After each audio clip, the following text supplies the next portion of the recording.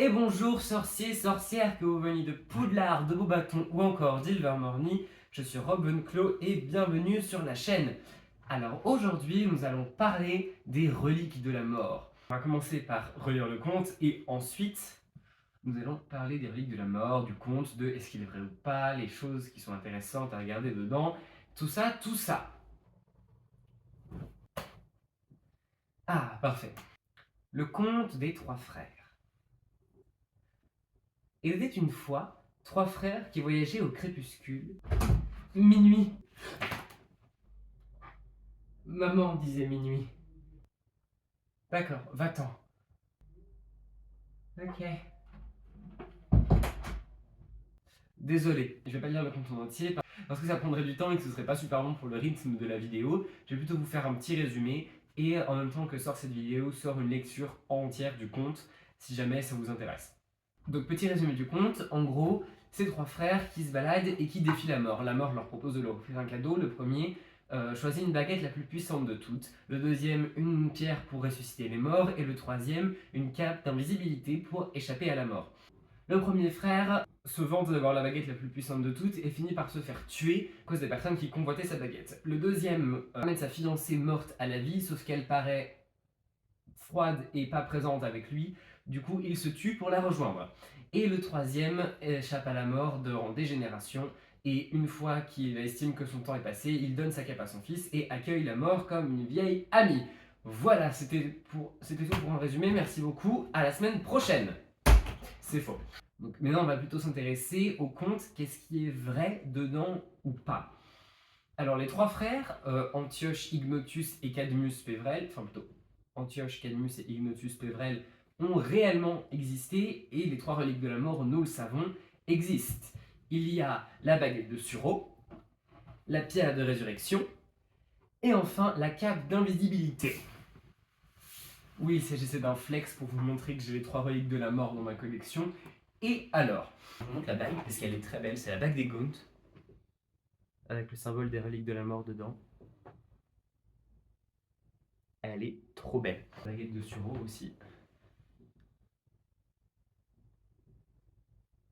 Donc ces trois reliques de la mort n'ont pas été créées par la mort. Voilà, j'ai déconstruit le mythe tout de suite. Elles ont été créées par les trois frères. En effet, il s'agissait d'expérimentations magiques qui visaient à produire les artefacts que nous voyons dans le conte des trois frères, dans le conte des reliques de la mort. Mais leurs pouvoirs ne sont pas exactement les mêmes, ils sont beaucoup moins puissants que dans le conte. Bien que très puissants, ça reste des artefacts magiques extrêmement puissants.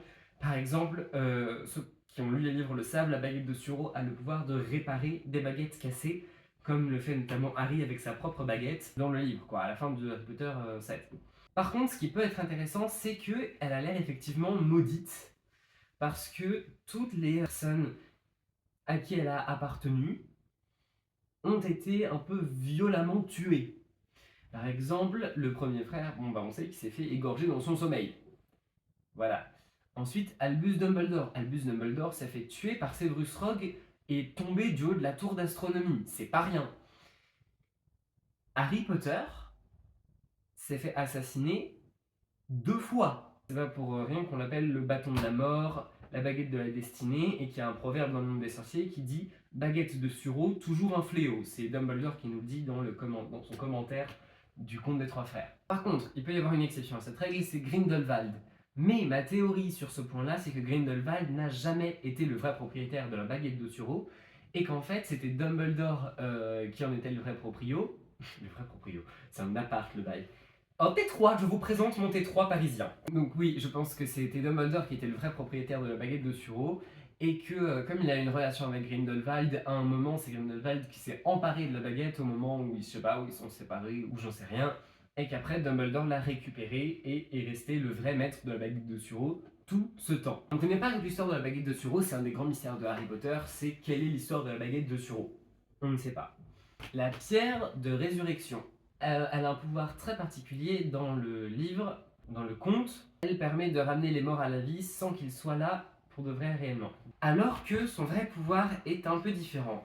Le vrai pouvoir de la pierre de résurrection, c'est qu'elle permet de ramener à la vie les échos des morts. Comme on le voit dans la forêt interdite, avant qu'Harry aille se sacrifier pour détruire l'Orcrux qui est en lui. Par contre, et c'est là qui est intéressant, la cape d'invisibilité, elle fonctionne exactement comme dans le conte, à un détail près. Elle ne permet pas d'échapper à la mort, bien sûr. C'est l'amplification de pouvoir que le conte en a fait, parce que dans la vraie vie, Harry ne peut pas échapper à la mort juste s'il porte sa cape d'invisibilité à H24. Ça marche pas comme ça la vie. On nous montre qu'il s'agit d'un artefact magique très puissant, c'est qu'on sait qu'il existe d'autres capes d'invisibilité, mais que celles-ci sont faites en poil de demi-guise ou ont été frappées d'un sortilège de désillusion, ce qui fait qu'elles sont beaucoup moins robustes, efficaces, et que leur pouvoir s'amenuise avec le temps. On sait que cette cape-là date du temps d'Ignotus Peverell. Jamais elle n'a perdu de sa puissance. Harry est complètement invisible avec. Maintenant, pourquoi est-ce que le conte a été autant changé? À mon avis, Biddle-le-Bard a contacté les trois frères via Instagram pour leur demander un petit peu comment ça s'était passé, leur vlog, tout ça. Non, à mon avis, Biddle-le-Bard a envoyé un hibou aux trois frères pour leur demander s'ils pouvaient raconter leur histoire, tout en édulcorant pour que ça en fasse un conte pour enfants, tu vois. C'est comme des films, des séries basées sur des faits réels, mais qui ont été édulcorés, améliorés, pour en faire du divertissement. Là, c'est pareil, c'est le même procédé à un moment de la vie. Est-ce que Biddle-le-Bard a rajouté une morale particulière? Je ne sais pas, à moins que... Moi, personnellement, la morale que j'en tire, c'est qu'il faut il faut prendre les choses telles qu'elles viennent, il ne faut pas repousser l'inévitable, il faut accepter ce qui vient à nous. Voilà, c'est ça que j'entends moi dans ce livre, même si le commentaire de Dumbledore est plutôt inefficace à ce sujet, c'est-à-dire qu'il ne nous donne aucune indication sur la morale présumée. Voilà, c'était tout pour cette vidéo. Si vous avez d'autres questions ou d'autres précisions à rajouter, n'hésitez surtout pas, moi ça m'intéresse vachement. Et moi je vous dis à la semaine prochaine pour une prochaine vidéo, oui, pour une nouvelle vidéo. Salut!